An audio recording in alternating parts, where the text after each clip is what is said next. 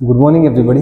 My self Acharya Vishwanath. आज एक chapter summary आपसे डिस्कस करूंगा, न्यूक्लियाई वाले चैप्टर की। So the purpose behind this summary is to tell you everything about the subject in a consensus so that you can prepare the entire chapter within a few hours. So let's start with the chapter. So यहाँ पे chapter का नाम है nuclei. इसके first point से अपन start करेंगे। So first point जो इसमें आता है वो है आपका alpha particle scattering experiment which proved existence of nuclei, या न्यूक्लियस कहें इसका जो सिंगुलर है। तो पहला पॉइंट है इसमें कि रदरफोर्ड्स एक्सपेरिमेंट ने एग्जिस्टेंस प्रूव किया था कि न्यूक्लियस जैसी कोई चीज होती है। It was based on the fact that a very few number of alpha particles got scattered back और got scattered through the large angles. तो इसके बारे में कुछ फैक्ट्स हैं। तो जैसे मान लीजिए किसी न्यूक्लियाई को हम ZX से सिंबल से डिनोट करते हैं, जैसे कि यहाँ दिखाया गया।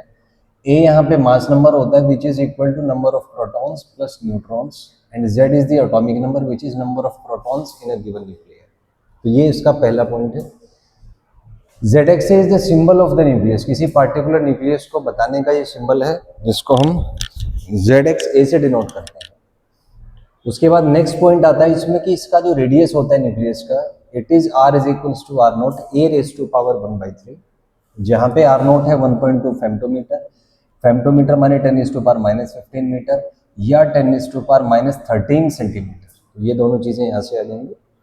सो here R is radius of the nucleus having mass number A। तो यहाँ से हम कंक्लूजन निकाल सकते हैं that R is proportional to A raise to power 1/3। माने अगर दो डिफरेंट न्यूक्लियाई हैं तो उनके रेडियस का ratio R2/R1 A2/A1 raise to power 1/3 होगा। वहीं पे अगर सरफेस एरिया की बात करें तो सरफेस एरिया 4πr² हो जाएगा। सो ये R2/R1 होल स्क्वायर आ जाएगा। R2/R1 is A2/A1 power 1/3। तो इसको सॉल्व करके A2/A1 रेज टू पावर 2/3 यहाँ से आ जाएगा। नेक्स्ट अगर दो न्यूक्लियाई के वॉल्यूम्स की बात करें तो ये R2/R1 होल क्यूब आएगा। तो इसको सॉल्व करके फाइनली A2/A1 आ जाएगा। लेकिन यहाँ पे इंपॉर्टेंट चीज है कि अगर हम डेंसिटी की बात करें तो डेंसिटी कांस्टेंट होता है सभी न्यूक्लियाई का, which is of the order of 10⁻17, which is it is constant for all, and it is इसका जो ऑर्डर है वो होता है 2.3 × 10⁻17 kg पर मीटर क्यूब, और 1 kg मीटर पर क्यूब में 1000 ग्राम पर सेंटीमीटर क्यूब होते हैं 1/1000। तो यहाँ से ये इसको इसके इक्वल भी आपका लिखा जा सकता है 2.3 × 10⁻14 ग्राम पर सेंटीमीटर क्यूब, एक ही बात है।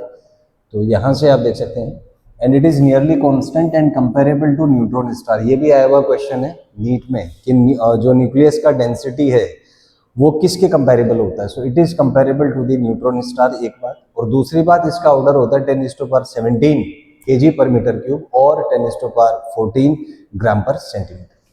तो यहाँ तक का डिस्कशन ये था। आइए बात करते हैं अल्फा पार्टिकल स्कैटरिंग एक्सपेरिमेंट में। तो इसमें हमने क्या किया था, एक रेडियो एक्टिव सोर्स यूज किया 83 bismuth 214 as per the NCERT। और इसमें जो अल्फा पार्टिकल्स हमने यूज किए उनका जो काइनेटिक एनर्जी था वो था 5.5 मेगा इलेक्ट्रॉन वोल्ट। तो इनको हमने एक लेड ब्रिक से पास किया। अब यहाँ पे क्वेश्चन आता है कि लेड ब्रिक से क्यों, जिससे कि एक कोलिमेटेड बीम बन रहा है, मतलब सारे के सारे अल्फा पार्टिकल्स एक सिस्टमेटिक तरीके से बीम की फॉर्म में मूव करें। इस वजह से लेड ब्रिक्स यूज की गई है कि वो उनको डायरेक्ट कर सके, ताकि बीम जो है अपने को यूनिफॉर्म टाइप की। तो यहाँ से अल्फा पार्टिकल्स निकले, इन्होंने स्ट्राइक किया थिन गोल्ड फॉइल को। यहाँ पे जो गोल्ड फॉइल था इसका जो थिकनेस था वो था 2.1 × 10⁻⁻7 मीटर। तो इतने थिकनेस का गोल्ड फॉइल हमने यूज किया था। फिर यहाँ पे हमने जिंक सल्फाइड स्क्रीन यूज किया which produce scintillation when alpha particle strikes. तो कॉन्सेप्ट क्या है, यहाँ पे अल्फा पार्टिकल्स निकलेगा, गोल्ड फॉइल के थ्रू जाएगा, फिर यहाँ पे स्ट्राइक करेगा, और जैसे ही ये स्ट्राइक करेगा उस सरफेस पे एक सिंटिलेशन मतलब चमक पैदा होगी। माने आपको पता रहेगा कि अल्फा पार्टिकल ने कहाँ स्ट्राइक किया, जहाँ पे चमक पैदा हो रही है वहीं पे अल्फा पार्टिकल ने स्ट्राइक किया। फिर यहाँ पे हमने एक डिटेक्टर रखा था, movable detector, which is connected to sensitive galvanometer. तो जैसे ही ये इसको इस पे स्ट्राइक करेगा तो जो डिटेक्टर है वो डिटेक्ट कर लेगा कि इस पार्टिकुलर एंगल पर इतने अल्फा पार्टिकल्स ने स्ट्राइक किया, उसका पता लगेगा। जितनी बार वो सेंटिलेशन होगा उसमें जितनी बार चमक पैदा होगी। ये इसकी एनालिसिस आप देख सकते हैं। एक्सपेरिमेंट के बेसिस पे ये देखा गया कि जो नंबर ऑफ जो अल्फा पार्टिकल्स है इट डिपेंड्स ऑन 1/sin4⁻n/2। तो ये एक्सपेरिमेंटली डिड्यूस्ड एक एम्पिरिकल फॉर्मूला यहाँ से आया। यहाँ से हम देख सकते हैं n मैक्सिमम होगा जब थीटा 0 है और n मिनिमम होगा जब थीटा 180 है। ये ग्राफ से भी आपको दिख सकता है। सो ग्राफ इसका ऐसा कुछ आया था। अब बात करें कि अगर एक स्पेशल केस है कि जब एंगल 5 डिग्री से कम है तो साइन थीटा को लगभग साइन थीटा लिख सकते हैं। तो n1/n2 का जो रेशियो होगा ये साइन फॉर थीटा 2/2 अपन साइन थीटा 1/2 होगा। अब इसकी जगह यहाँ पे थीटा अगर 5 से कम है तो साइन थीटा को हम रेडियन में लिख सकते हैं थीटा इंटू पाई बाई 180। सो ये सॉल्व करेंगे तो 0.017 आएगा। तो उस केस में जो n1/n2 है इसको हम directly theta 2/θ1 raise to power 4 लिख सकते हैं। कब? जब एंगल 5 डिग्री से कम है, उस स्पेशल केस में ये एक रिलेशन इसमें आ जाएगा। नेक्स्ट यहाँ पे है कि इसके रिजल्ट्स के बारे में आपसे बात करूंगा कि रिजल्ट्स क्या थे। तो इसमें सबसे इंपॉर्टेंट रिजल्ट था कि ज्यादातर alpha particles without deflection they move to the other side, which shows that most of the space inside a nucleus is empty and it's also fact more than 99.99% space is empty। वो यहाँ से पता लगा था जो ज्यादातर alpha particle straight move कर गए। उसके बाद था लगभग 0.14% got deflected by more than 1 degree. 0.14% alpha particles ऐसे थे जो 1 डिग्री से ज्यादा डिफ्लेक्ट हुए। एंड 8000 में से एक so ratio will be 1/80 into 100। So 8000 में से एक जो है वो डिफ्लेक्ट हुआ by more than 90 degree, 90 degree से भी ज्यादा डिफ्लेक्ट हुआ। तो ये इसके एनालिसिस आए। तो ये 3 इंपॉर्टेंट रिजल्ट्स यहाँ से आए। पहला ये था कि most of the alpha particles went straight which prove that most of the space is empty. Point number 2, 0.1% 1 degree से ज्यादा एंगल से डिफ्लेक्ट हुए और 8000 में से 1 जो है वो 90 डिग्री से ज्यादा डिफ्लेक्ट हुए। तो जिनसे कि प्रूव हुआ आपका कि जो रेशियो है उसमें वो काफी कम होगा। तो ये सारी चीजें इसके एक्सपेरिमेंटल इलस्ट्रेशन से हमने देखी। नेक्स्ट यहाँ पे कॉन्सेप्ट आता है इम्पैक्ट पैरामीटर का। इम्पैक्ट पैरामीटर क्या, मान लीजिए कोई न्यूक्लियस है और ये कोई अल्फा पार्टिकल है, तो ये सेंट्रल लाइन हो गया न्यूक्लियस को ज्वाइन करने वाला। तो इनिशियल पोजीशन पे सेंट्रल लाइन से जो परपेंडिकुलर डिस्टेंस है अल्फा पार्टिकल का उसको हम नाम देते हैं impact parameter. So this is the distance of initial velocity vector of alpha particle from central line, ये कह सकते हैं। इसका सिग्निफिकेंस क्या है, आप देख सकते हैं कि इम्पैक्ट पैरामीटर जितना ज्यादा होगा डेविएशन उतना कम होगा। कॉमन सी बात है कि भाई जितना दूर होगा फोर्स उतना कम होगा, कूलम फोर्स होता है 1/r²। तो b जितना ज्यादा होगा डेविएशन उतना कम होगा। तो यहाँ से हम कह सकते हैं कि b जितना ज्यादा डेविएशन उतना कम। यहाँ पे एक पॉइंट और है कि b मैक्सिमम होगा तो डेविएशन मिनिमम होगा और b मिनिमम होगा तो डेविएशन मैक्सिमम होगा, इनवर्स रेशो में। कॉमन सी बात है भाई, इनवर्स स्क्वायर लॉ फॉलो करता है। तो जितना ज्यादा डिस्टेंस होगा फोर्स उतना कम लगेगा, जितना कम फोर्स लगेगा उतना कम डेविएशन होगा। तो यहाँ से ये चीजें आप देख सकते हैं। नेक्स्ट है यहाँ पे पॉइंट ऑफ डिस्कशन। जैसे 3 केसेस हम डिस्कस कर लेते हैं। मान लीजिए कि 3 पोजीशन है V1, V2 और V3। V1 में बिल्कुल सेंटर पे स्ट्राइक कर रहा है। तो आप देख सकते हैं कि इम्पैक्ट पैरामीटर थर्ड का सबसे बड़ा है, देन सेकंड, देन फर्स्ट। तो इसकी एनालिसिस अगर हम देखें तो हम कह सकते हैं, ये तो दिखाई दे रहा है कि B3 is greater than B2 is greater than B1। तो कॉमन सेंस की बात है कि angle of deviation inverse ratio में होगा एक तरीके से। तो जिसका इम्पैक्ट पैरामीटर ज्यादा होगा उसका डेविएशन कम होगा। तो हम कह सकते हैं θ3 will be less than θ2 will be less than θ1। It can be explain by Coulomb's law. Inverse ratio है तो डिस्टेंस ज्यादा होगा फोर्स कम तो डेविएशन कम, या डिस्टेंस कम तो फोर्स ज्यादा डेविएशन भी ज्यादा।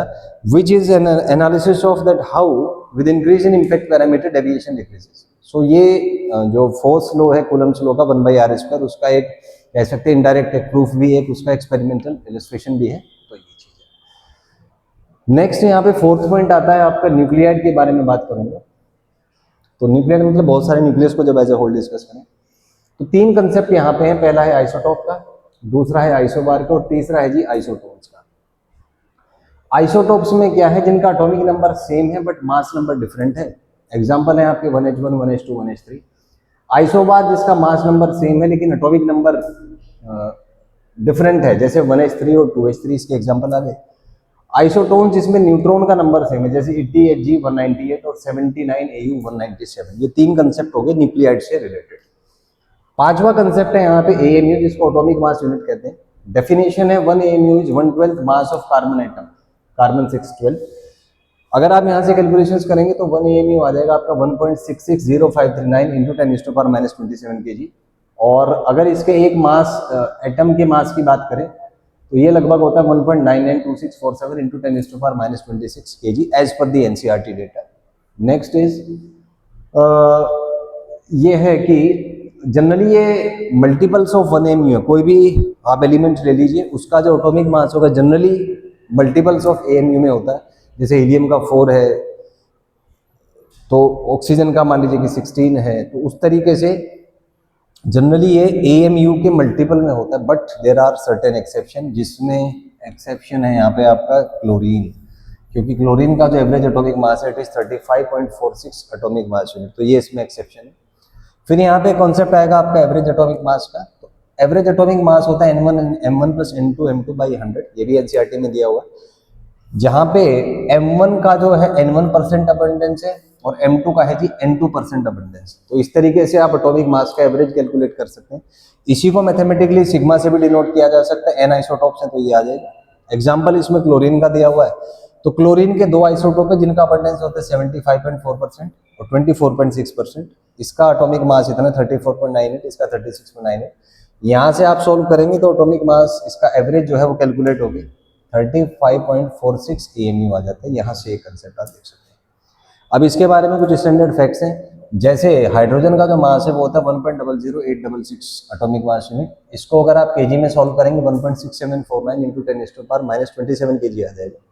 इसके बारे में कुछ और बातें हैं, जैसे कि चैडविक जो था, he was given Nobel prize in physics for discovery of neutrons in 1935। कुछ हिस्टोरिकल फैक्ट्स हैं। नेक्स्ट एक और पॉइंट है, a free neutron unlike a free proton is unstable and decays to proton, electron and antineutrino. It is however stable inside the nucleus. Important बात है nuclear physics का कि एक free neutron unstable होता है outside the nucleus, और अगर आप न्यूट्रॉन को फ्री रख देंगे तो ये डिके हो जाएगा एक प्रोटॉन, एक इलेक्ट्रॉन और एक एंटी न्यूट्रिनो में। However inside the nucleus it is stable.